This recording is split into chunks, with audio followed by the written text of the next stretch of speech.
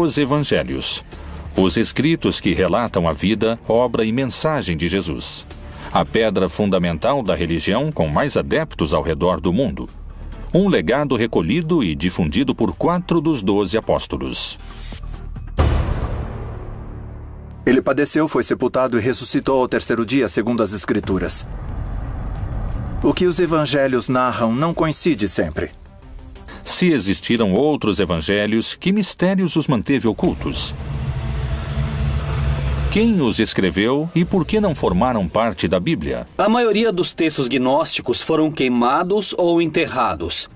A religião foi imposta de cima para baixo, sobre todos. Por que esses evangelhos permaneceram ocultos? Uma palavra típica dos manuscritos do Mar Morto é hebraica hazes, que significa segredo.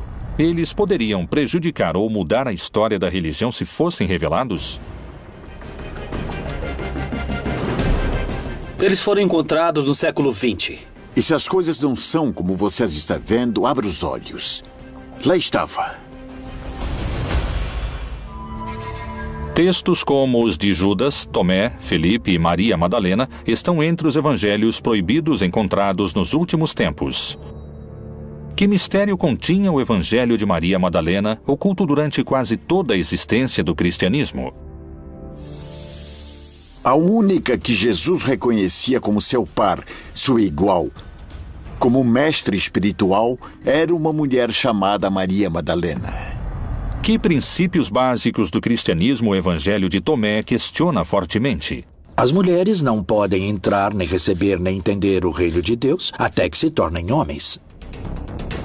Que segredo revela o evangelho escrito por Judas Iscariotes? Aqui eles retratam Judas como um grande traidor. Jesus pediu a Judas que o entregasse.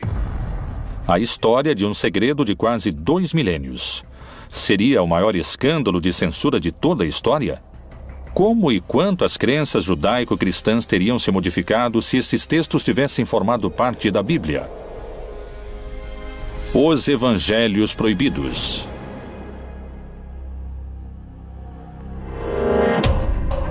A Bíblia contém 1.189 capítulos, 31.102 versículos, 773.693 palavras e 3.566.480 letras. Não admite nenhuma a mais e nenhuma a menos.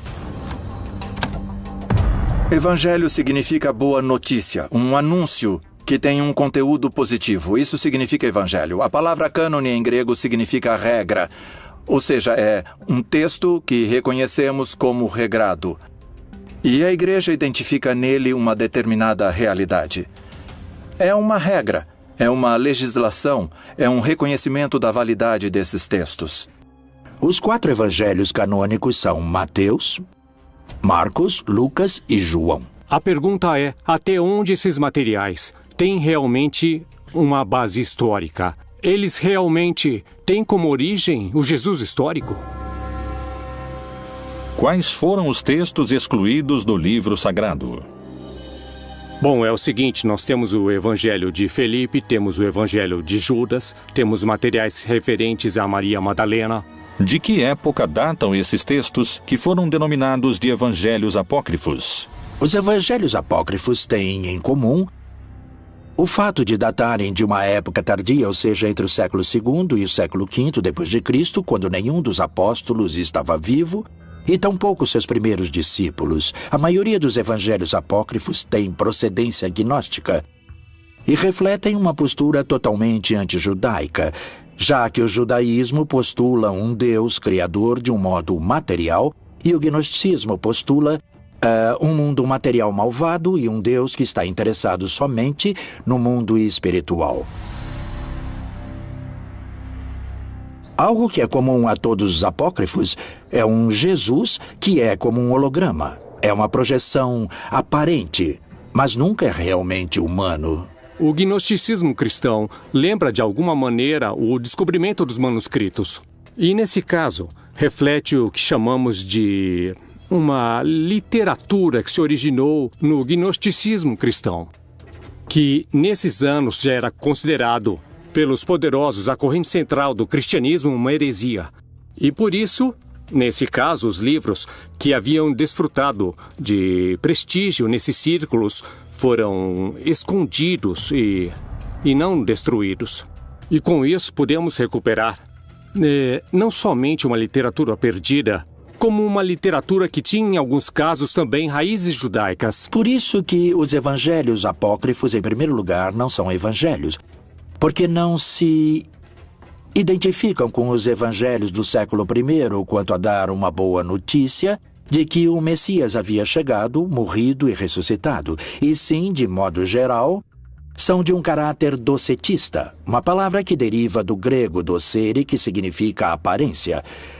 Para os gnósticos cristãos dos evangelhos apócrifos, Jesus aparecia como humano, mas não era verdadeiramente humano, porque sendo um espírito muito elevado, não podia realmente ter se rebaixado e se convertido em matéria. Uma vez que o cristianismo se tornou a religião oficial do império e que os bispos cristãos declararam heréticos certos textos e penalizaram sua posse, iniciou-se o processo de perseguição muito intenso contra todos os evangelistas gnósticos, contra todos os gnósticos valentinianos, e a posse de textos evangélicos foi considerada um delito grave. Os evangelhos teriam sido silenciados por uma luta de poder no seio do cristianismo? Em 1947, pastores beduínos encontraram cerca de 800 fragmentos de manuscritos do Mar Morto que datam de cerca de 2000 anos em cavernas no deserto da Judéia. Que segredos misteriosos revelam os textos encontrados? Os textos do Mar Morto são manuscritos judaicos antigos, achados entre 1946, 47 e 1956. E são documentos, em sua maioria, escritos em couro de animais e uma minoria, 20%, em papiro. A maioria escritos em hebraico e também uma minoria em aramaico e em grego. Nos primeiros séculos do cristianismo desenvolveu-se um silencioso combate. Os gnósticos, que desejavam uma relação direta com Deus e que tinham seus próprios evangelhos, enfrentaram-se com uma crescente hierarquia de cristãos ortodoxos, que só aceitavam 4 evangelhos. Os gnósticos foram vencidos, mas a descoberta de seus evangelhos poderia lhes devolver a palavra. Uma das versões mais revolucionárias parece ter sido a de Tomás.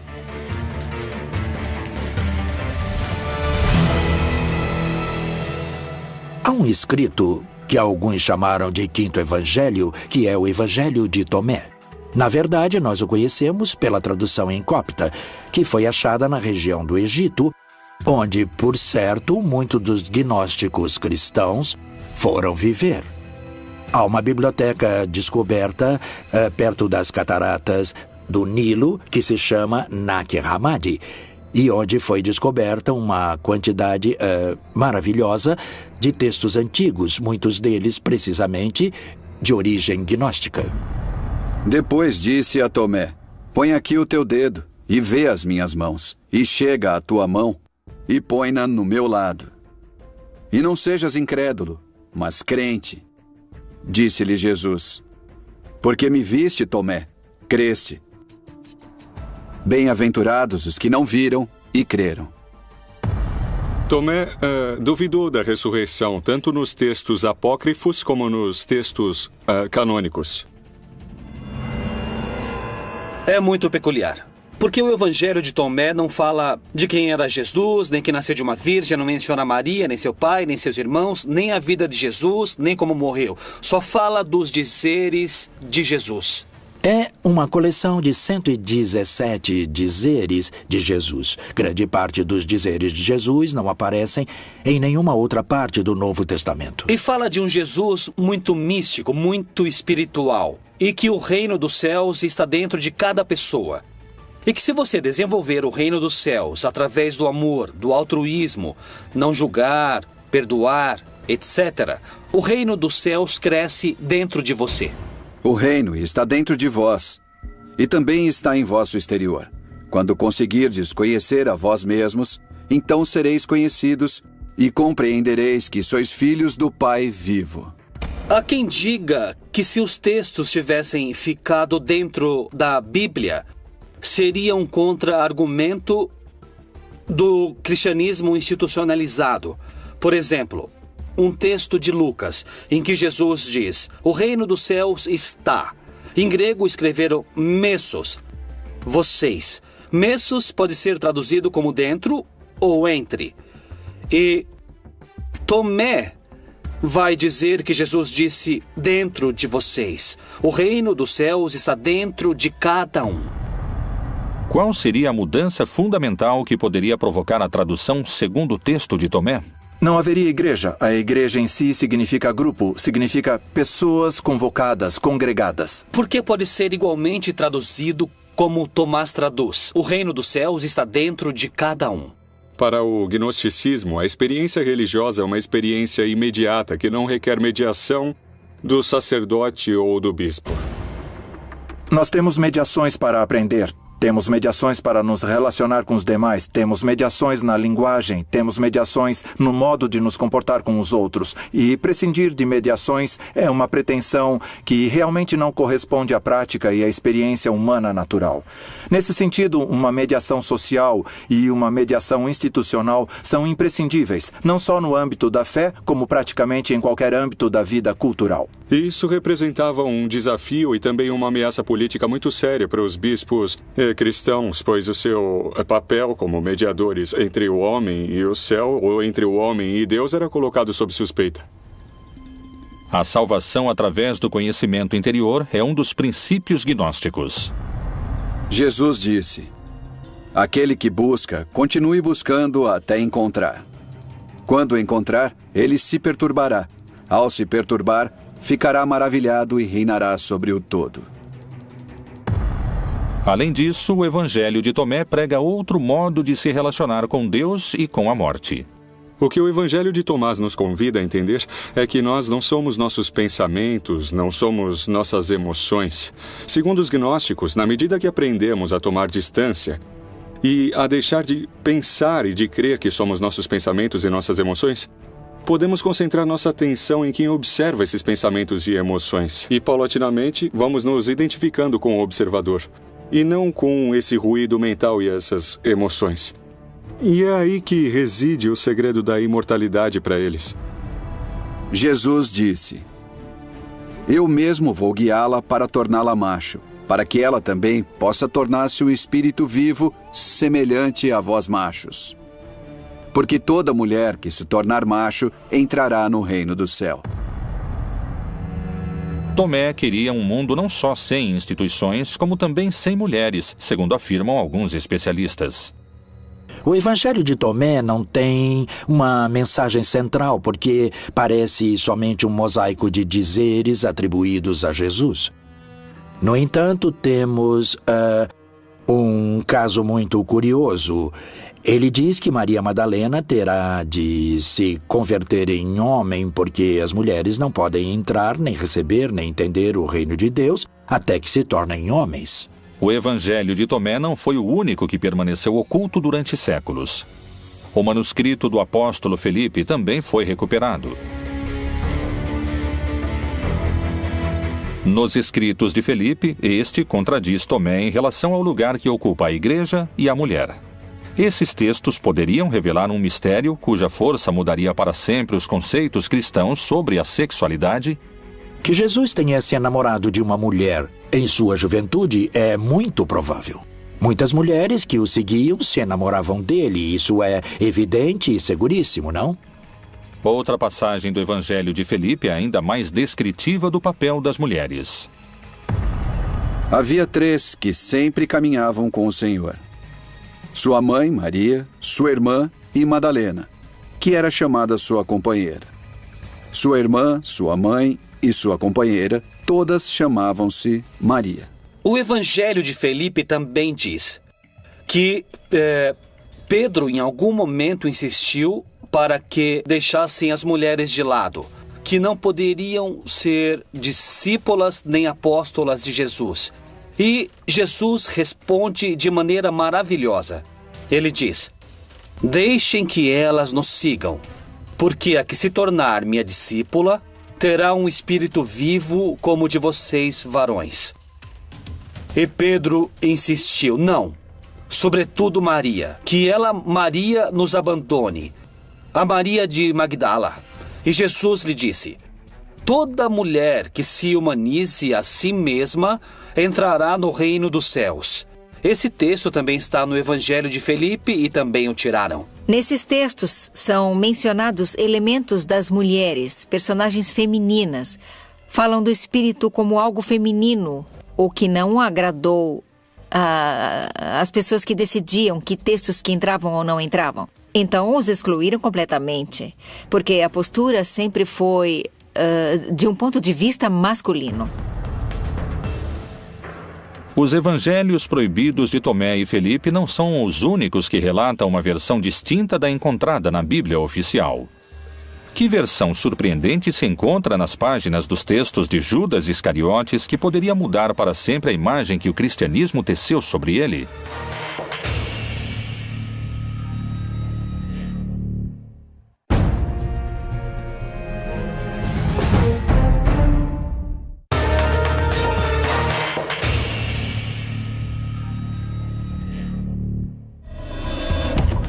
Niceia, ano de 1978.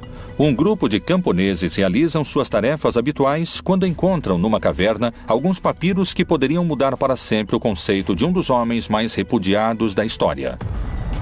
Mas você excederá a todos eles, pois você sacrificará o homem que me reveste. Abril de 2006. Foi apresentado o resultado de um trabalho de anos, a reconstrução e tradução de um livro que se acreditava perdido para sempre. Um livro extraviado por mais de 1.700 anos. Um texto que modificaria o lugar que a história reservou para o homem mais odiado pelo cristianismo, o Evangelho de Judas. O Evangelho Gnóstico de Judas nos oferece uma versão diametralmente oposta à do Judas retratado dos evangelhos canônicos. O Evangelho de Judas também é gnóstico. Ele data do século IV e nele Judas aparece não como o grande traidor da história, mas como aquele a quem foi revelado o que Jesus ia fazer. Quer dizer, ele ia morrer. Inclusive, o Evangelho de Judas trata de expor como Jesus pede a Judas que o entregue. Então, mais que uma traição, é um favor para que se cumpra o plano da salvação. Quem foi o apóstolo Judas Iscariotes?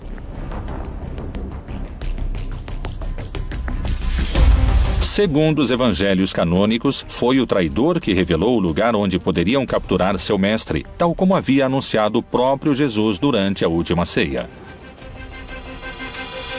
E comendo com eles, disse, em verdade vos digo que um de vós me há de trair. Judas Iscariotes tinha combinado com as autoridades que o entregaria. Jesus havia celebrado a última ceia, havia ceado com seus discípulos, uma celebração em contexto pascal. Havia ido a um horto e lá foi aprisionado. Essa é a versão oficial dos fatos, segundo os livros que compõem a Bíblia. Mas o que diz o Evangelho de Judas? Que interpretação oferecem os especialistas sobre esses textos que permaneceram ocultos por 2000 anos? No caso do Evangelho de Judas, este ajudou Jesus a cumprir seu objetivo, que é, no caso do gnosticismo, livrar-se da sua corporalidade. Judas, que é o grande traidor, que vende Jesus por 30 moedas, no caso desse evangelho, aparece realmente como um herói. O Jesus retratado no Evangelho Gnóstico de Judas é um Jesus burlão. Um Jesus sarcástico que zomba da ignorância de seus discípulos e que abertamente prefere Judas e faz de Judas seu apóstolo predileto, porque diz que Judas é o único que entende que Jesus não é uma pessoa, não é somente um corpo. Jesus não é uma encarnação de Deus na Terra e tampouco é um ser humano. É um estado de consciência que qualquer pessoa pode alcançar. Qual foi então o papel de Judas segundo esses textos? O texto de Judas é o texto de uma comunidade que quer retomar esse personagem, quer reivindicar esse personagem de alguma maneira e o coloca dentro de todo um plano que Deus tinha para a morte de Jesus. Nem mais nem menos. Ele abre a porta para que Jesus consiga se desfazer de seu corpo.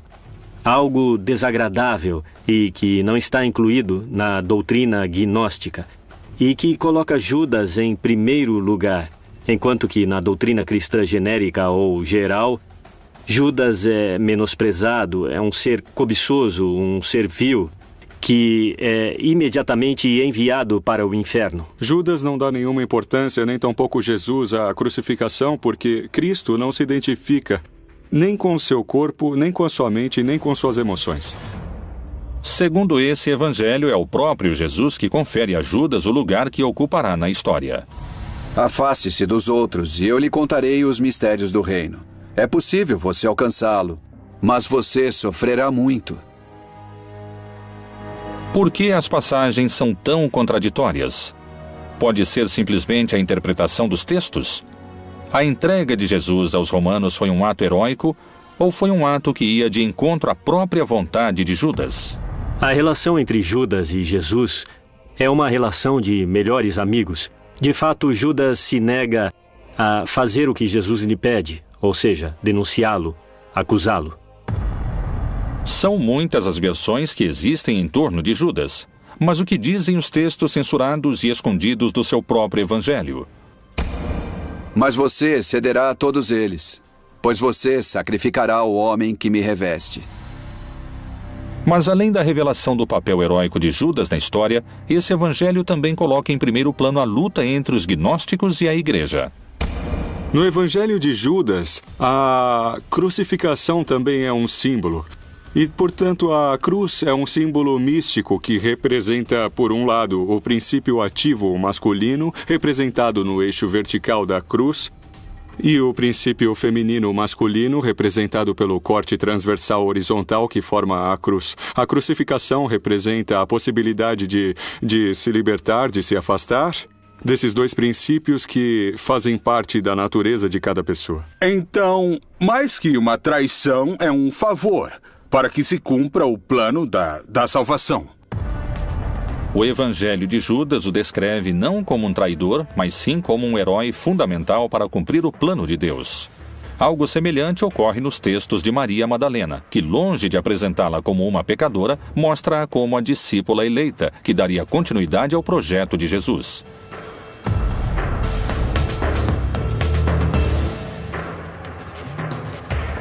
Esse evangelho foi encontrado somente em 1896.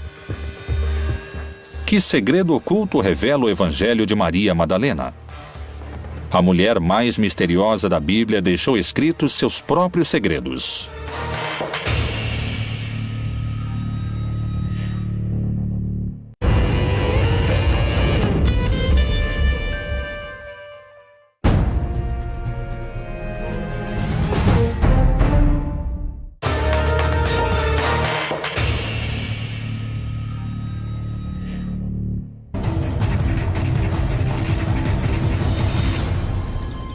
Os evangelhos gnósticos apresentam diferenças fundamentais em relação aos chamados canônicos, como os de Tomé, Filipe e Judas. Mas esses não são os únicos. O recente achado dos manuscritos do Evangelho Proibido de Maria Madalena aprofunda ainda mais essas diferenças. A história de Maria Madalena está cheia de mistério e controvérsias. Sua história e seu papel ao lado de Jesus é motivo de debate. O achado dos evangelhos de Maria Madalena lança quanta luz sobre a construção feita em torno de sua figura. Maria Madalena, nos evangelhos canônicos, desaparece. A figura principal, isso afastando-nos dos gnósticos, a figura principal dos evangelhos, que descobre que Jesus não está na tumba, é Maria Madalena. Os outros duvidaram até o final. Nos textos gnósticos, quando Maria Madalena é a discípula preferida de Jesus, ela é a mulher muito próxima de Jesus, que a amava intensamente. Ela andou com ele junto com os discípulos desde que Jesus pregava na Galileia. Ou seja, Maria e estava acostumada com um trato cotidiano e direto com Jesus. Quais são as palavras do Evangelho de Maria Madalena que ordena segui-la ao invés dos discípulos? Será que ele realmente conversou em particular com uma mulher e não abertamente conosco? Devemos mudar de opinião e ouvirmos a ela? Ele a preferiu a nós? O texto concreto de Maria Madalena é do século II, não chega ao século III. Jesus de Nazaré beija Maria Madalena na boca, indicando que ela é alguém diferente e que está acima dos demais apóstolos. Maria Madalena é uma de suas eleitas. A pessoa com quem Jesus, desde outro mundo, não sabemos, desde algum lado, decide se contactar não são os outros 12 apóstolos, muitos dos quais escreveram a Bíblia, mas sim com uma mulher prostituta que se chama Maria Madalena, que é quem dá a boa nova. Não? Coisa curiosa, como era diferente Jesus, não, em relação a todo o resto da Bíblia. É para ela que Jesus aparece pela primeira vez. Por isso, ela recebeu o título ou nome de Apóstola dos Apóstolos. Por que Jesus escolheu se apresentar a Maria quando ressuscitou e não aos seus 12 discípulos? De que modo a Bíblia oficial relata esse encontro? Maria Madalena foi e anunciou aos discípulos que vira o Senhor e que ele lhe dissera isto. Quando Madalena disse que tinha visto Jesus, nessa hora Pedro zomba dela, diz: aquela mulher viu Jesus, mas que era apenas na sua imaginação. Então, inclusive, ele é repreendido por Levi por sua atitude que diz: Pedro, você sempre com esse seu mau gênio. Não trate a Madalena assim, eu não creio que essa mulher minta. Nos 4 evangelhos que temos no texto bíblico, ela não é muito comentada, essa figura se perde. Mas temos outros documentos que ela é considerada e que falam do ministério que ela exercia. Existiriam mulheres que participaram das decisões que acabaram formando o que hoje conhecemos como a Bíblia canônica? Os escritores, a maioria eram homens. E as decisões de como fechar o cânone bíblico e de como ir fechando os evangelhos também foram tomadas por homens. Qual era o papel de Maria Madalena? Que relação a unia com Jesus? A resposta está em seu evangelho. O Evangelho de Maria Madalena nos fala de uma liderança da mulher. Nós o conhecemos como um pouco gnóstico, porque diz: me foi revelada a sabedoria, fui conhecendo mais sobre ele. Então, no final das contas, o texto fala da vida de Jesus, aparentemente do ponto de vista de Maria Madalena, mas da forma como ela foi adquirindo conhecimento para chegar ao nível de Jesus. Por isso reconhecemos que é agnóstico. Esse evangelho relata um encontro único entre Jesus e Maria Madalena. É o momento em que o Salvador lhe revela um segredo que não conta aos outros apóstolos. Nos outros 4 evangelhos, a vida depois da morte é descrita como um paraíso de felicidade. Mas é diferente no Evangelho de Maria Madalena.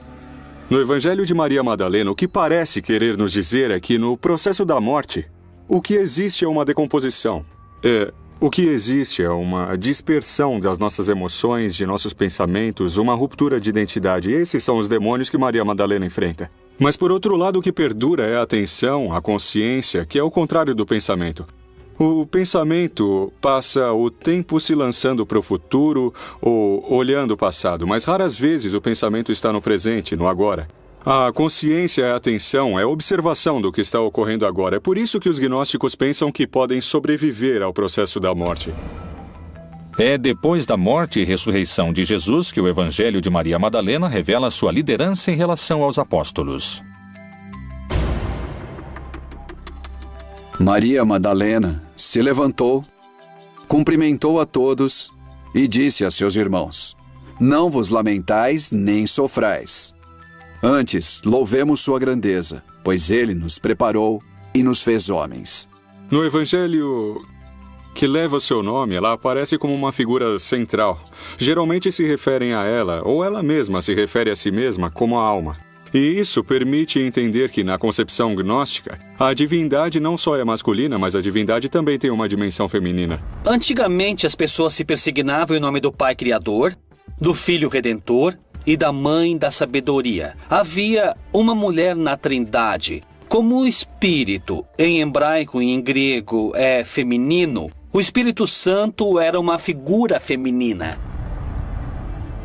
As primeiras igrejas cristãs se encontravam nas próprias casas dos seguidores. Lá, as mulheres tinham um papel predominante dentro da comunidade e na pregação do Evangelho. Não havia sacerdócio no século I. Não havia homens nem mulheres sacerdotes, mas quem partiu o pão era a mulher. A dona da casa onde se reuniam era a mulher, não era um assunto de homens. Foi no concílio de Nicéia que expulsaram os gnósticos e excomungaram todos os textos que diziam que a mulher era importante para Jesus, que Maria Madalena era uma apóstola importante.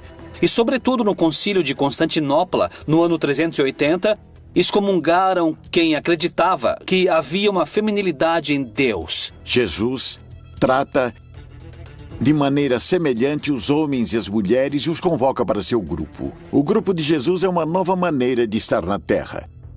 As mulheres comem diante dos homens quando nessa cultura não podem. Só diante de seus maridos elas podem se descobrir para comer. Bom, se a Igreja Católica Romana tivesse aceitado mulheres sacerdotes, teria se aproximado mais das pessoas. Jesus caminhou com mulheres e homens. A Igreja não aceita isso. Considera apenas o homem. Não quer ver o que Jesus deixou. Os textos são simbólicos, quer dizer, a única que Jesus reconhecia como seu par, seu igual, como mestre espiritual, era uma mulher chamada Maria Madalena. Cada evangelho proibido tem sua postura. Segundo muitos afirmam, os textos de Maria Madalena encontrados poderiam ter mudado a história do catolicismo, se tivessem sido incluídos nos chamados textos canônicos. Chegou a nós um texto escrito por uma mulher. Não sabemos que mulher e se sabia escrever. Numa análise filológica, é um olhar de mulher. Chama-se o Evangelho de Maria Madalena. Não foi escrito por Maria Madalena, é claro, ela não sabia escrever. Mas há aí uma mulher. Então, obviamente, hoje seria outra visão do assunto se as mulheres tivessem sabido escrever e tivessem transmitido sua mensagem como discípulas de Jesus. Os evangelhos proibidos apresentam um lado oculto de Jesus e Maria Madalena como uma líder dos apóstolos. Os evangelhos de Judas, Maria Madalena, Felipe e Tomé compartilham uma raiz gnóstica. Um caso diferente é o de um evangelho descoberto por arqueólogos franceses em 1886, nos braços de um bispo enterrado muitos séculos antes. Que notícias reveladoras sobre Cristo trazem os manuscritos encontrados de Pedro? Que dizem esses textos ocultos durante tantos anos e que agora vieram à luz? Os Evangelhos de Pedro, os escritos proibidos do primeiro Papa.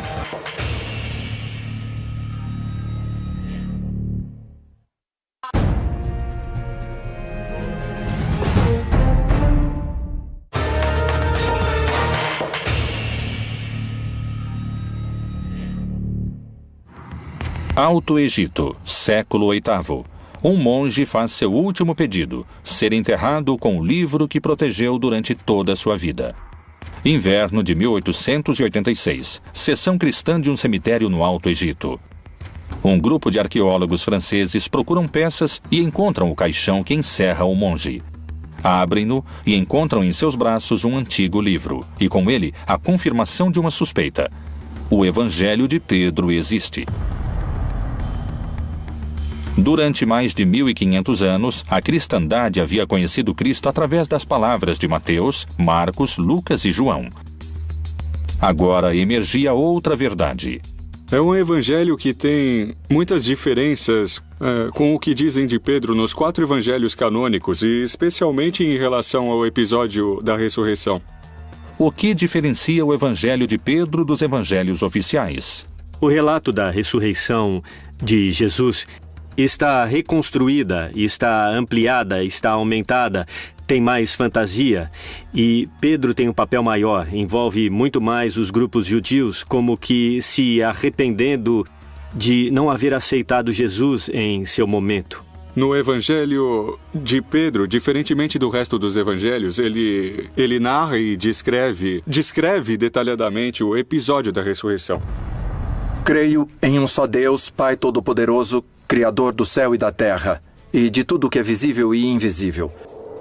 E por causa disso foi crucificado nos tempos de Pôncio Pilatos. Padeceu e foi sepultado e ressuscitou ao terceiro dia, segundo as Escrituras.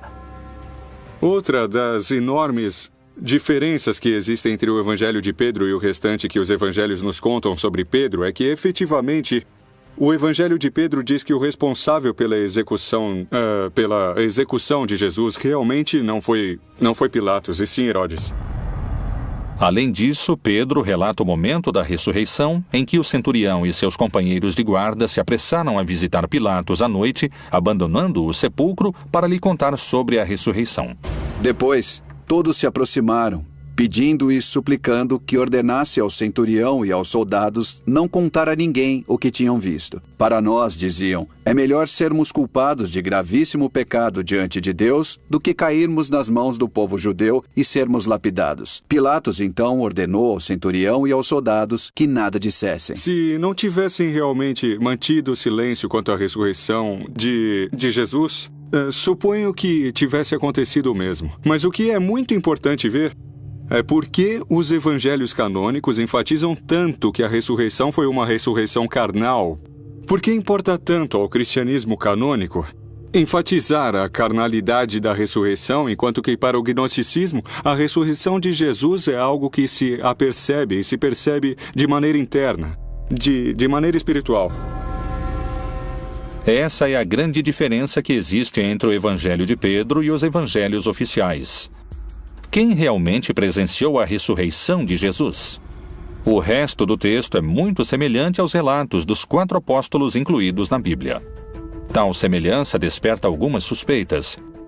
Quando foram escritos uns e outros? Quem narrou antes o milagre da ressurreição?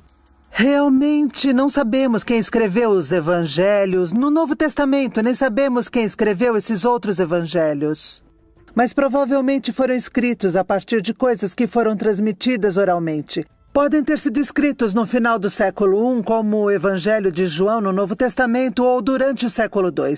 Todos escreveram a partir das histórias contadas pelos seguidores anteriores à época de Jesus. Quando comparamos os evangelhos, em muitos casos a mesma informação aparece em contextos literários diferentes.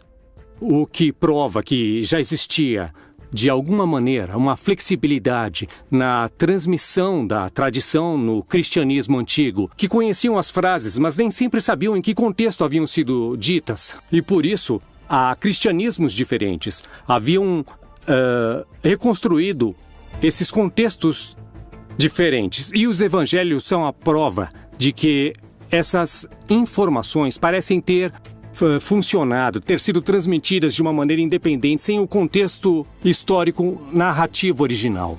Então, os 4 evangelhos canônicos correspondem às autorias de Lucas, Marcos, Mateus e João? À medida que transcorreu o tempo desde a morte e o desaparecimento de Jesus, os textos perderam cada vez mais valor, quer dizer, perderam valor mais de uma vez. Se está escrevendo um texto 4 séculos depois da morte de Jesus, que parte desse escrito é verdadeiro? De onde saíram esses ensinamentos? E mais, voltemos aos evangelhos canônicos que estão na Bíblia. Não são de Lucas, não são de João, não são de Mateus nem de Marcos. Os evangelhos revelam a vida de Jesus Cristo. Durante centenas de anos, os cristãos só contaram com a versão de Lucas, Mateus, Marcos e João. Que mistérios guardavam os evangelhos proibidos que foram apagados da face da terra?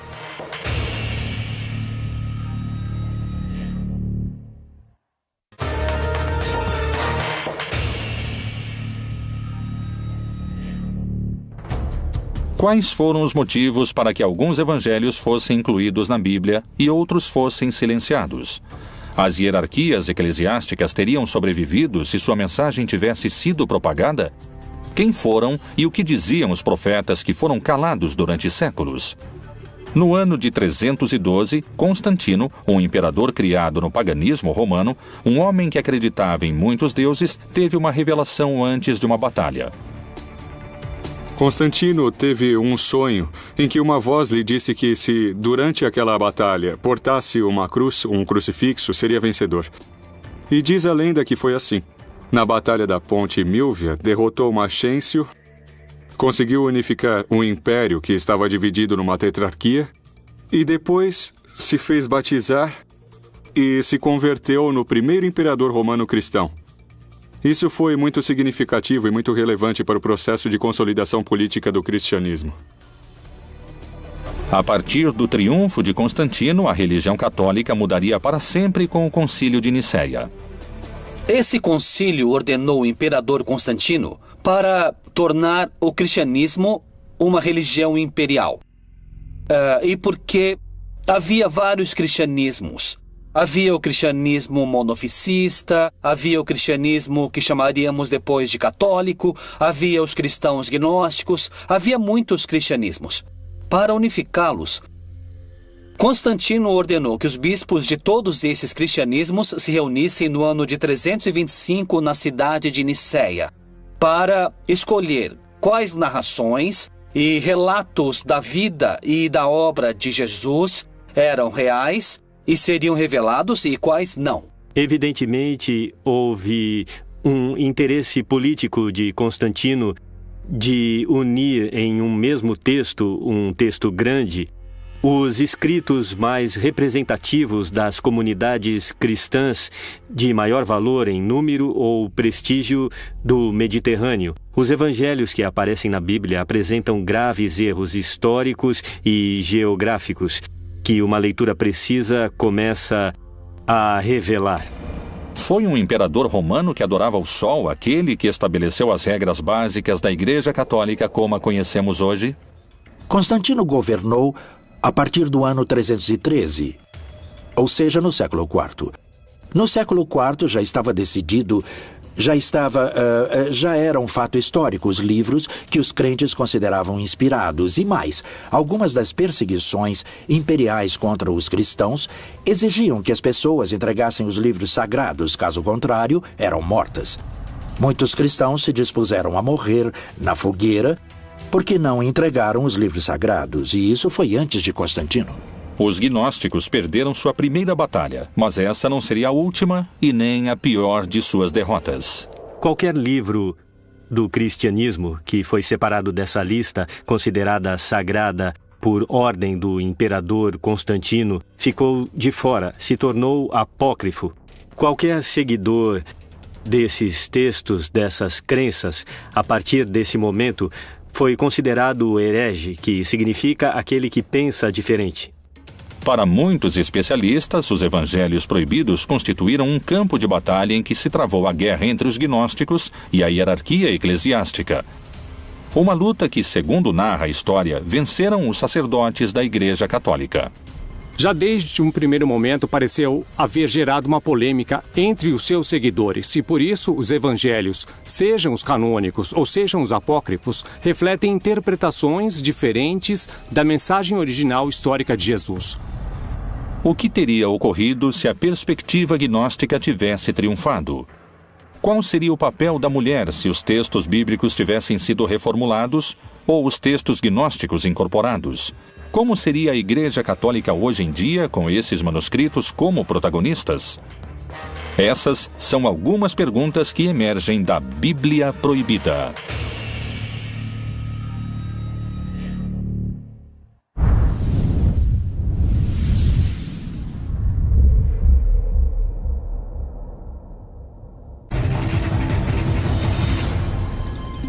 Os evangelhos gnósticos apresentam diferenças fundamentais em relação aos chamados canônicos, como os de Tomé, Felipe e Judas.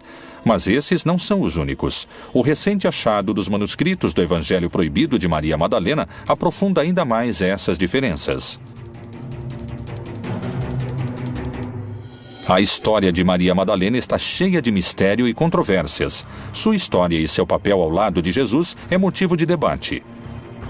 O achado dos evangelhos de Maria Madalena lança quanta luz sobre a construção feita em torno de sua figura. Maria Madalena, nos evangelhos canônicos, desaparece. A figura principal, isso afastando-nos dos gnósticos, a figura principal dos evangelhos, que descobre que Jesus não está na tumba, é Maria Madalena. Os outros duvidaram até o final. Nos textos gnósticos, quando Maria Madalena é a discípula preferida de Jesus, ela é a mulher muito próxima de Jesus, que a amava intensamente. Ela andou com ele junto com os discípulos desde que Jesus pregava na Galileia. Ou seja, Maria estava acostumada com um trato cotidiano e direto com Jesus. Quais são as palavras do Evangelho de Maria Madalena que ordena segui-la ao invés dos discípulos? Será que ele realmente conversou em particular com uma mulher e não abertamente conosco? Devemos mudar de opinião e ouvirmos a ela? Ele a preferiu a nós? O texto concreto de Maria Madalena é do século II, não chega ao século III. Jesus de Nazaré beija Maria Madalena na boca, indicando que ela é alguém diferente e que está acima dos demais apóstolos. Maria Madalena é uma de suas eleitas. A pessoa com quem Jesus, desde outro mundo, não sabemos, desde algum lado, decide se contactar não são os outros 12 apóstolos, muitos dos quais escreveram a Bíblia, mas sim com uma mulher prostituta que se chama Maria Madalena, que é quem dá a boa nova. Não? Coisa curiosa, como era diferente Jesus, não, em relação a todo o resto da Bíblia. É para ela que Jesus aparece pela primeira vez. Por isso, ela recebeu o título ou nome de Apóstola dos Apóstolos. Por que Jesus escolheu se apresentar a Maria quando ressuscitou e não aos seus 12 discípulos? De que modo a Bíblia oficial relata esse encontro? Maria Madalena foi e anunciou aos discípulos que vira o Senhor e que ele lhe dissera isto. Quando Madalena disse que tinha visto Jesus, nessa hora Pedro zomba dela, diz: aquela mulher viu Jesus, mas que era apenas na sua imaginação. Então, inclusive, ele é repreendido por Levi por sua atitude que diz: Pedro, você sempre com esse seu mau gênio.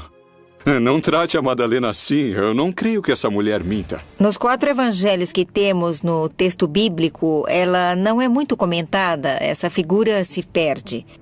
Mas temos outros documentos que ela é considerada e que falam do ministério que ela exercia. Existiriam mulheres que participaram das decisões que acabaram formando o que hoje conhecemos como a Bíblia canônica? Os escritores, a maioria eram homens. E as decisões de como fechar o cânone bíblico e de como ir fechando os evangelhos também foram tomadas por homens. Qual era o papel de Maria Madalena? Que relação a unia com Jesus? A resposta está em seu evangelho. O evangelho de Maria Madalena nos fala de uma liderança da mulher. Nós o conhecemos como um pouco gnóstico, porque diz: me foi revelada a sabedoria, fui conhecendo mais sobre ele. Então, no final das contas, o texto fala da vida de Jesus, aparentemente do ponto de vista de Maria Madalena, mas da forma como ela foi adquirindo conhecimento para chegar ao nível de Jesus. Por isso reconhecemos que é agnóstico. Esse evangelho relata um encontro único entre Jesus e Maria Madalena. É o momento em que o Salvador lhe revela um segredo que não conta aos outros apóstolos.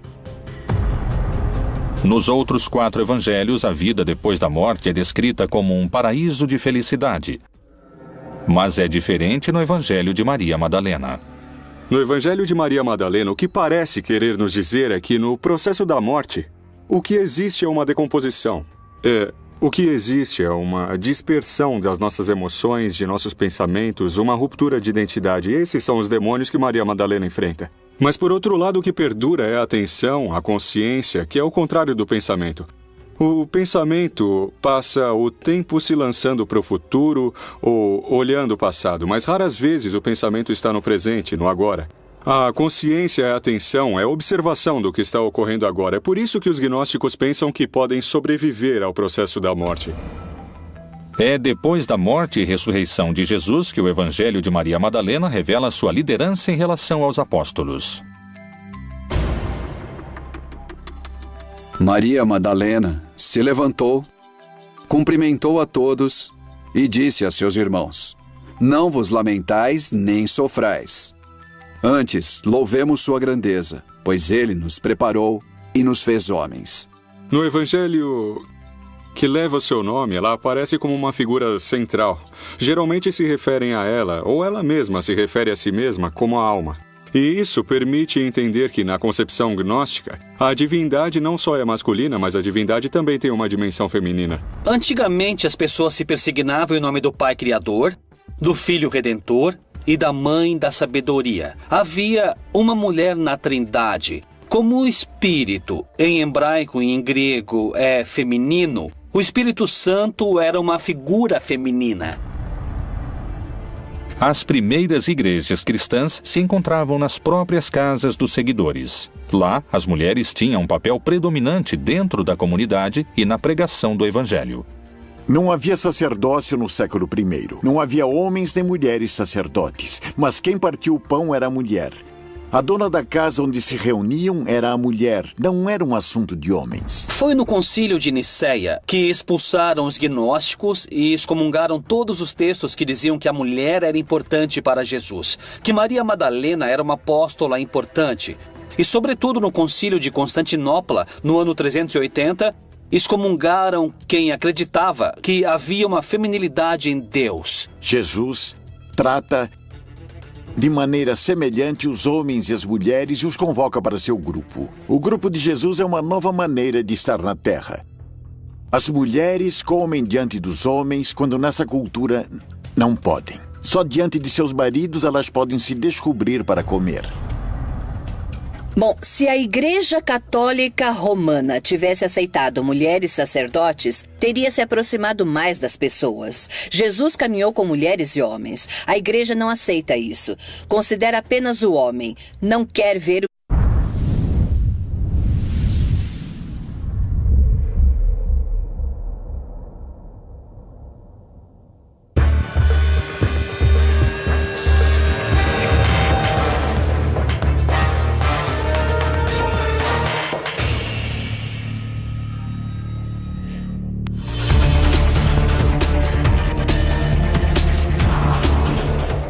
Os Evangelhos. Os escritos que relatam a vida, obra e mensagem de Jesus.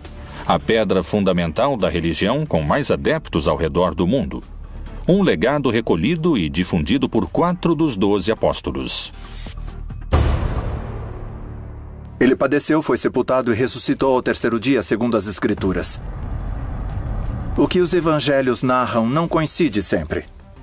Se existiram outros evangelhos, que mistérios os manteve ocultos? Quem os escreveu e por que não formaram parte da Bíblia? A maioria dos textos gnósticos foram queimados ou enterrados. A religião foi imposta de cima para baixo, sobre todos. Por que esses evangelhos permaneceram ocultos? Uma palavra típica dos manuscritos do Mar Morto é hebraica hazes, que significa segredo. Eles poderiam prejudicar ou mudar a história da religião se fossem revelados? Eles foram encontrados no século XX. E se as coisas não são como vocês estão vendo, abra os olhos. Lá estava. Textos como os de Judas, Tomé, Felipe e Maria Madalena estão entre os evangelhos proibidos encontrados nos últimos tempos. Que mistério continha o Evangelho de Maria Madalena, oculto durante quase toda a existência do cristianismo? A única que Jesus reconhecia como seu par, sua igual, como mestre espiritual, era uma mulher chamada Maria Madalena. Que princípios básicos do cristianismo o Evangelho de Tomé questiona fortemente? As mulheres não podem entrar, nem receber, nem entender o reino de Deus até que se tornem homens. Que segredo revela o Evangelho escrito por Judas Iscariotes? Aqui eles retratam Judas como um grande traidor. Jesus pediu a Judas que o entregasse. A história de um segredo de quase 2 milênios. Seria o maior escândalo de censura de toda a história? Como e quanto as crenças judaico-cristãs teriam se modificado se esses textos tivessem formado parte da Bíblia? Os Evangelhos Proibidos.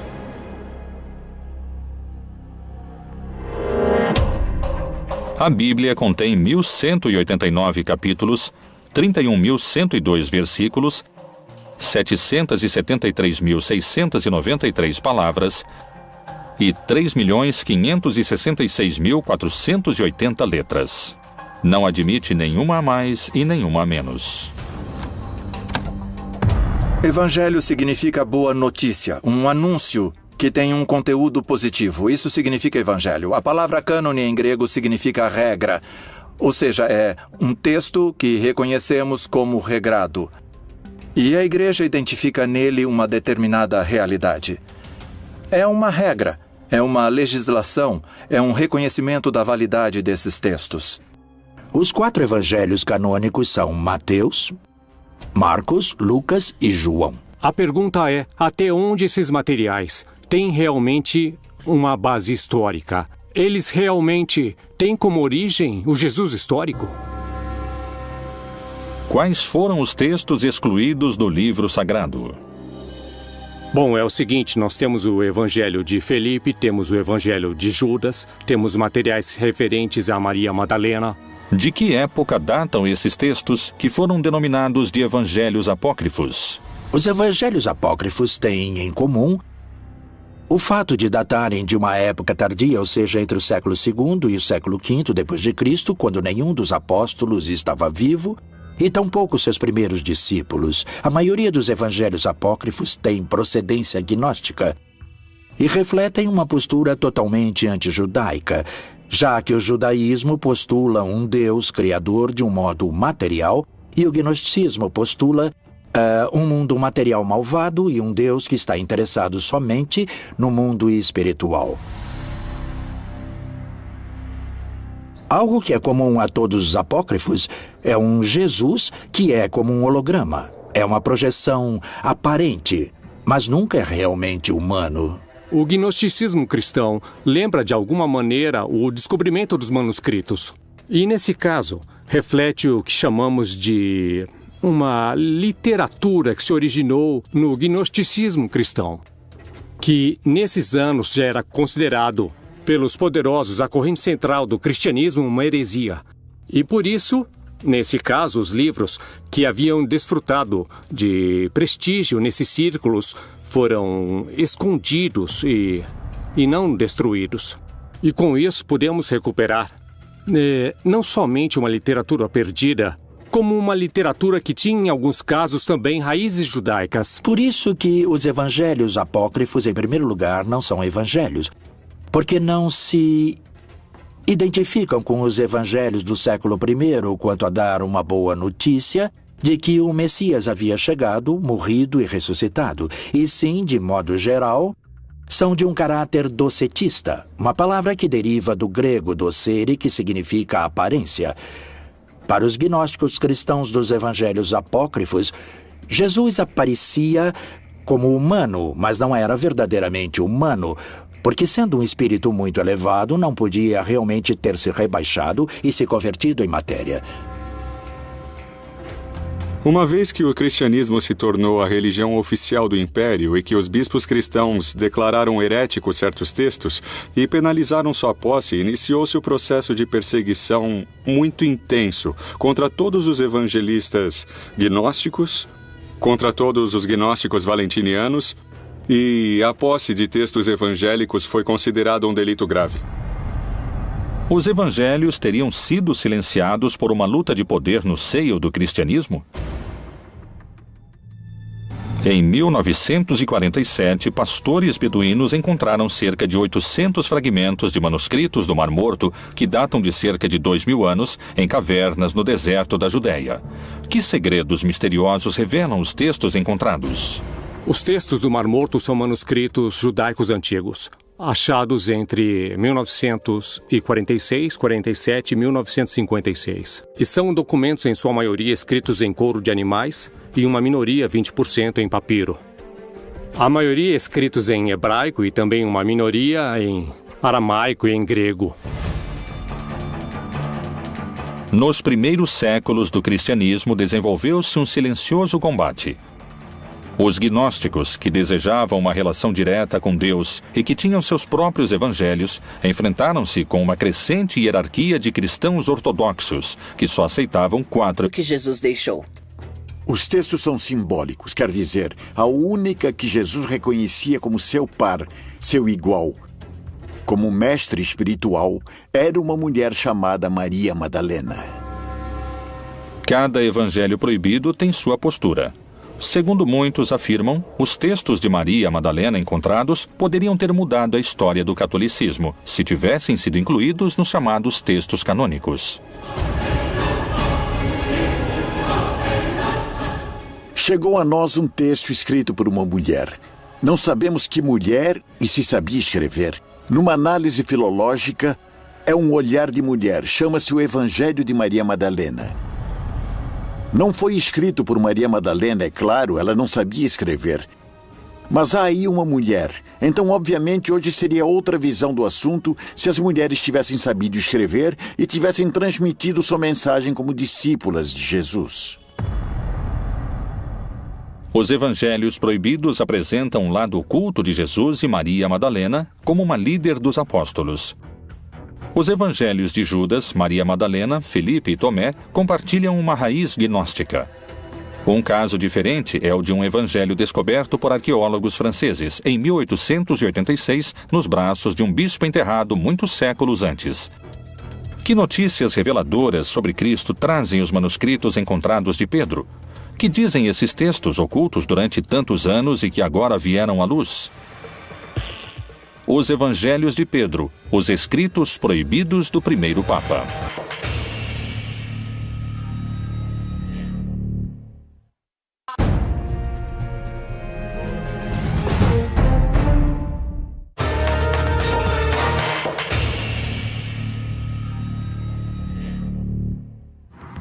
Alto Egito, século VIII. Um monge faz seu último pedido, ser enterrado com o livro que protegeu durante toda a sua vida. Inverno de 1886, sessão cristã de um cemitério no Alto Egito. Um grupo de arqueólogos franceses procuram peças e encontram o caixão que encerra o monge. Abrem-no e encontram em seus braços um antigo livro, e com ele a confirmação de uma suspeita. O Evangelho de Pedro existe. Durante mais de 1500 anos, a cristandade havia conhecido Cristo através das palavras de Mateus, Marcos, Lucas e João. Agora emergia outra verdade.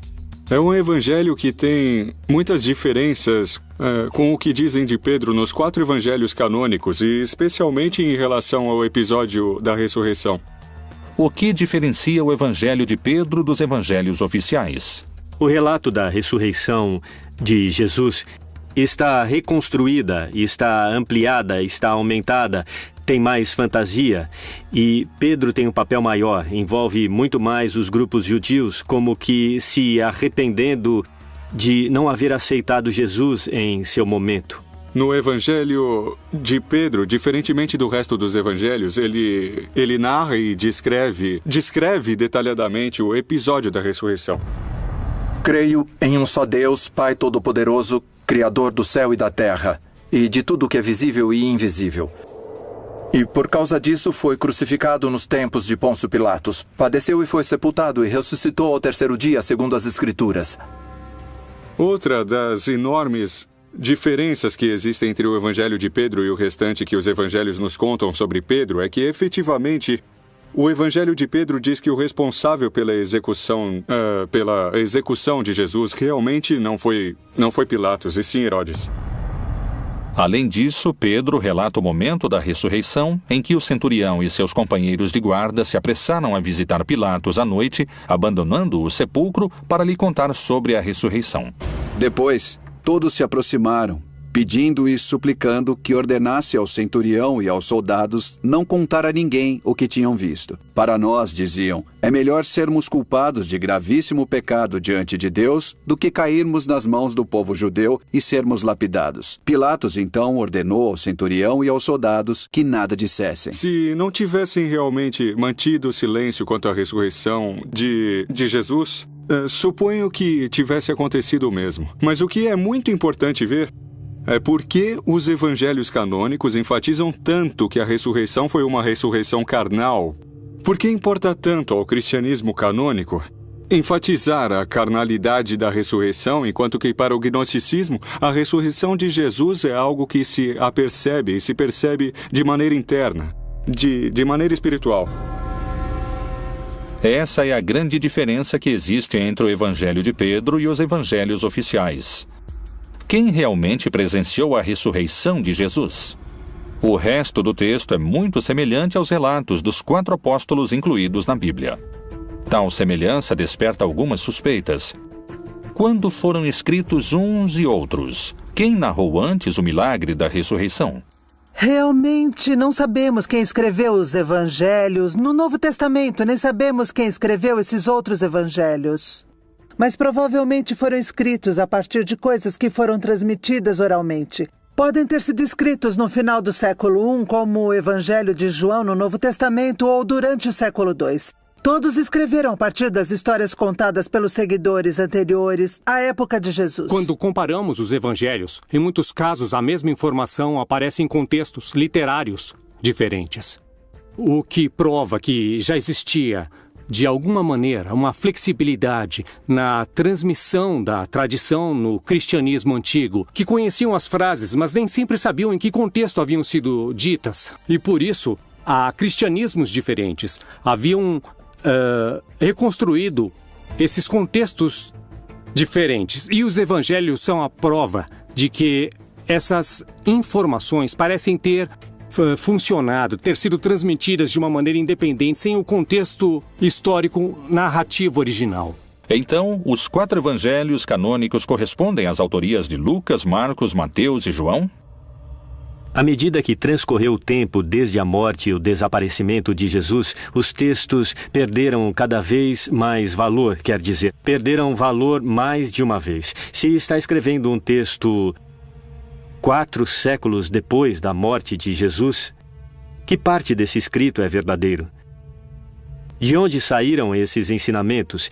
E mais, voltemos aos evangelhos canônicos que estão na Bíblia. Não são de Lucas, não são de João, não são de Mateus nem de Marcos. Os evangelhos revelam a vida de Jesus Cristo. Durante centenas de anos, os cristãos só contaram com a versão de Lucas, Mateus, Marcos e João. Que mistérios guardavam os evangelhos proibidos que foram apagados da face da terra?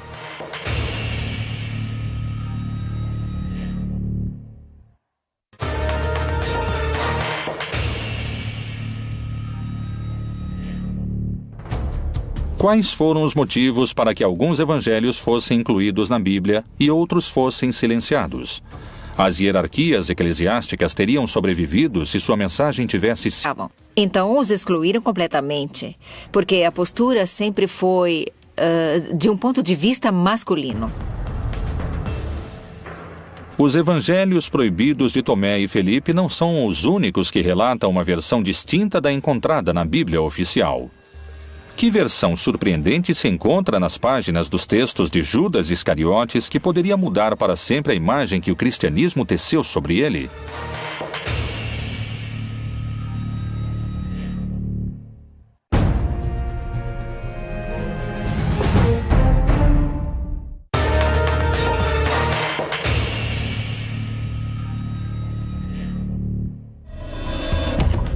Niceia, ano de 1978. Um grupo de camponeses realizam suas tarefas habituais quando encontram numa caverna alguns papiros que poderiam mudar para sempre o conceito de um dos homens mais repudiados da história. Mas você excederá a todos eles, pois você sacrificará o homem que me reveste.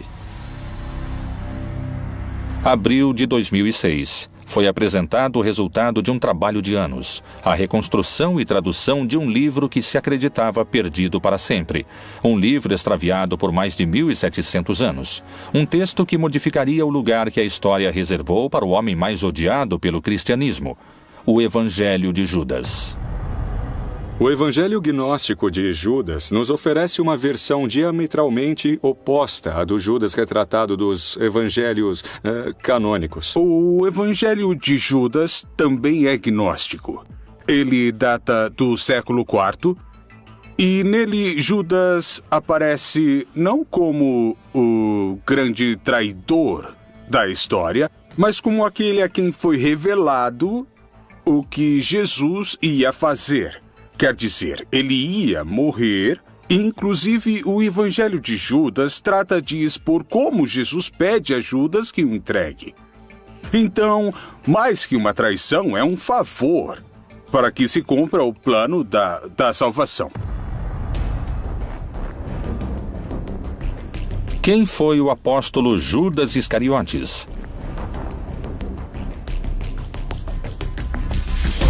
Segundo os evangelhos canônicos, foi o traidor que revelou o lugar onde poderiam capturar seu mestre, tal como havia anunciado o próprio Jesus durante a última ceia. E comendo com eles, disse: Em verdade vos digo que um de vós me há de trair. Judas Iscariotes tinha combinado com as autoridades que o entregaria. Jesus havia celebrado a última ceia, havia ceado com seus discípulos, uma celebração em contexto pascal. Havia ido a um horto e lá foi aprisionado. Essa é a versão oficial dos fatos, segundo os livros que compõem a Bíblia. Mas o que diz o Evangelho de Judas? Que interpretação oferecem os especialistas sobre esses textos que permaneceram ocultos por 2000 anos? No caso do Evangelho de Judas, este ajudou Jesus a cumprir seu objetivo, que é, no caso do gnosticismo, livrar-se da sua corporalidade. Judas, que é o grande traidor, que vende Jesus por 30 moedas, no caso desse evangelho, aparece realmente como um herói. O Jesus retratado no Evangelho Gnóstico de Judas é um Jesus burlão. Um Jesus sarcástico que zomba da ignorância de seus discípulos e que abertamente prefere Judas e faz de Judas seu apóstolo predileto, porque diz que Judas é o único que entende que Jesus não é uma pessoa, não é somente um corpo.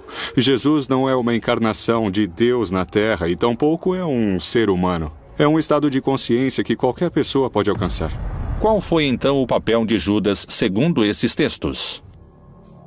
O texto de Judas é o texto de uma comunidade que quer retomar esse personagem, quer reivindicar esse personagem de alguma maneira e o coloca dentro de todo um plano que Deus tinha para a morte de Jesus. Nem mais nem menos. Ele abre a porta para que Jesus consiga se desfazer de seu corpo. Algo desagradável e que não está incluído na doutrina gnóstica. E que coloca Judas em primeiro lugar, enquanto que na doutrina cristã genérica ou geral, Judas é menosprezado, é um ser cobiçoso, um ser vil, que é imediatamente enviado para o inferno. Judas não dá nenhuma importância, nem tampouco Jesus, à crucificação, porque Cristo não se identifica nem com seu corpo, nem com a sua mente, nem com suas emoções. Segundo esse evangelho, é o próprio Jesus que confere a Judas o lugar que ocupará na história. Afaste-se dos outros e eu lhe contarei os mistérios do reino. É possível você alcançá-lo, mas você sofrerá muito. Por que as passagens são tão contraditórias? Pode ser simplesmente a interpretação dos textos? A entrega de Jesus aos romanos foi um ato heróico ou foi um ato que ia de encontro à própria vontade de Judas?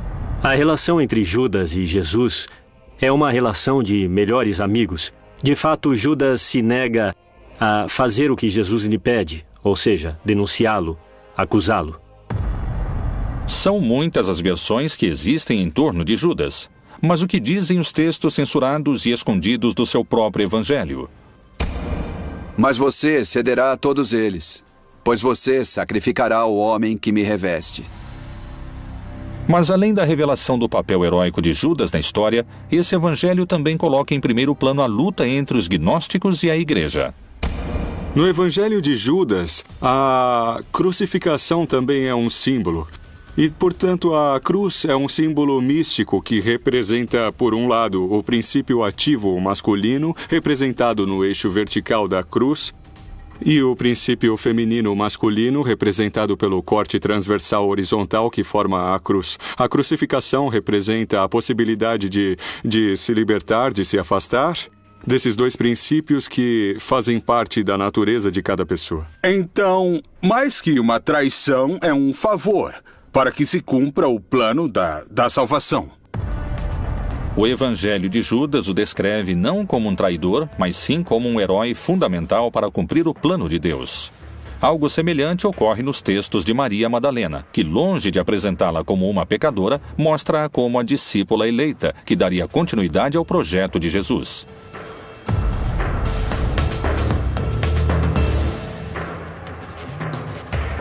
Esse evangelho foi encontrado somente em 1896. Que segredo oculto revela o evangelho de Maria Madalena? A mulher mais misteriosa da Bíblia deixou escritos seus próprios segredos.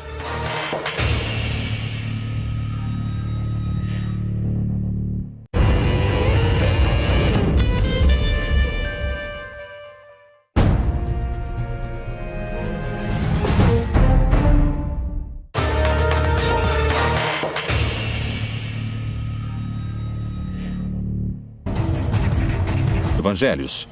Os gnósticos foram vencidos, mas a descoberta de seus evangelhos poderia lhes devolver a palavra. Uma das versões mais revolucionárias parece ter sido a de Tomás.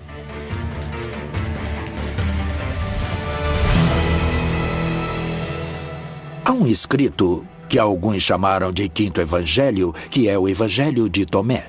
Na verdade, nós o conhecemos pela tradução em copta, que foi achada na região do Egito, onde, por certo, muitos dos gnósticos cristãos foram viver. Há uma biblioteca descoberta perto das cataratas do Nilo, que se chama Nag Hammadi, e onde foi descoberta uma quantidade maravilhosa de textos antigos, muitos deles, precisamente, de origem gnóstica. Depois disse a Tomé: põe aqui o teu dedo e vê as minhas mãos, e chega a tua mão e põe-na no meu lado. E não sejas incrédulo, mas crente. Disse-lhe Jesus: porque me viste, Tomé, creste. Bem-aventurados os que não viram e creram. Tomé duvidou da ressurreição, tanto nos textos apócrifos como nos textos canônicos. É muito peculiar. Porque o Evangelho de Tomé não fala de quem era Jesus, nem que nasceu de uma virgem, não menciona Maria, nem seu pai, nem seus irmãos, nem a vida de Jesus, nem como morreu. Só fala dos dizeres de Jesus. É uma coleção de 117 dizeres de Jesus. Grande parte dos dizeres de Jesus não aparecem em nenhuma outra parte do Novo Testamento. E fala de um Jesus muito místico, muito espiritual, e que o reino dos céus está dentro de cada pessoa. E que se você desenvolver o reino dos céus através do amor, do altruísmo, não julgar, perdoar, etc., o reino dos céus cresce dentro de você. O reino está dentro de vós, e também está em vosso exterior. Quando conseguirdes conhecer a vós mesmos, então sereis conhecidos e compreendereis que sois filhos do Pai vivo. Há quem diga que se os textos tivessem ficado dentro da Bíblia, seria um contra-argumento do cristianismo institucionalizado. Por exemplo, um texto de Lucas, em que Jesus diz: o reino dos céus está. Em grego escreveram messos, vocês. Messos pode ser traduzido como dentro ou entre.